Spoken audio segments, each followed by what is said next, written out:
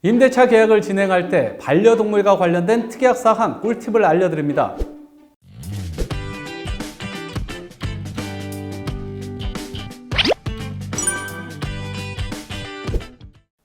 안녕하십니까 구독자 여러분, 프루지오 라이프 채널에서 부동산 계약과 관련된 사항을 친절하게 알려드리고 있는 공인중개사 서명균입니다. 그럼 오늘도 먼저 사연부터 들어보죠.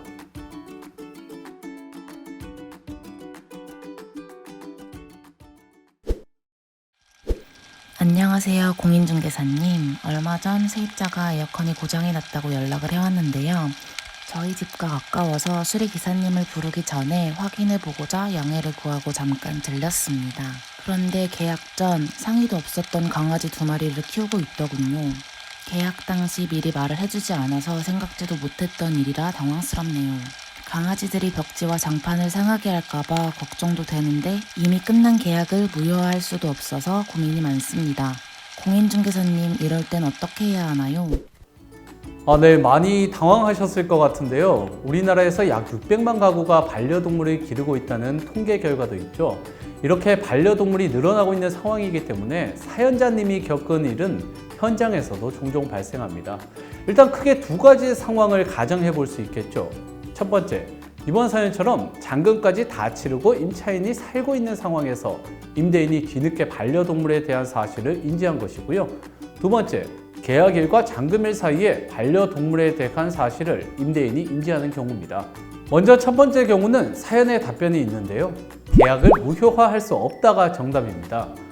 판례를 살펴보면 임차인이 반려동물을 키운다는 사실 하나만으로 주위 세대에 피해를 끼친다거나 사회통념상 임대인의 재산상 피해를 입힐 수 있다는 사실은 인정되기 어렵다고 합니다. 그러므로 반려동물을 키운다는 이유로 임대인이 계약 해지를 주장할 수 없다는 거죠. 또한 계약 이전에 임차인이 반려동물을 키운다는 사실을 먼저 고지해야 하지 않느냐, 이렇게 생각할 수도 있는데요. 임차인이 먼저 나서서 고지할 의무는 없습니다. 이럴 때 만약 임대인이 계약을 해지하려면 이사 비용 등 위로금을 주고 퇴거시키는 수밖에 없습니다. 물론 임차인이 이에 합의하지 않는다면 계약 기간은 다 지켜야 하겠죠. 그럼 임대인이 이런 상황에서 선택할 수 있는 최선의 방안이 무엇이냐 말씀드리자면, 기본적으로 임차인은 임차 물건에 대한 원상 회복의 의무가 있다는 점을 활용해야 합니다. 사연을 보면 강아지가 벽지와 장판을 상하게 할까봐 걱정된다고 하셨는데 현재는 발생하지 않은 상황이죠. 그렇다면 현 집 상태에 대해 사진으로 찍어서 남겨놔야 합니다. 그리고 퇴거 시 반려동물에 의한 훼손이 발견된다면 이 부분에 대해서 임차인에게 비용을 청구할 수 있습니다. 다음으로 한 가지 더 말씀드리자면, 임대차 3법의 도입으로 많이 언급되는 계약갱신 청구권에 대한 해석은 분분한데요. 임차인 입장에서는 반려동물과의 동반 거주에 대한 합의 없이 반려동물을 키우고 있다면 임대인이 계약갱신 거부를 주장할 수도 있습니다. 그러나 기존의 반려동물 금지 관련 내용의 특약이 없었다면 계약갱신 거부를 주장할 수 없다는 해석도 있는데요. 이 부분은 앞으로 판례가 나와야지 정확히 판단할 수 있을 것 같습니다. 그럼 앞서 말한 2번째 사례, 계약 시점에는 반려동물에 대한 언급이나 특약이 전혀 없었다가 잔금일, 즉 입주일 이전에 반려동물에 대한 사실을 임대인이 인지한 경우는 어떨까요? 이 경우도 마찬가지입니다. 관련된 판례를 살펴보면 계약 당시에는 임대인과 임차인 서로 반려동물에 대한 합의가 없는 상태로 계약금의 배액인 8천만 원을 상환하라고 소송을 제기한 사례입니다.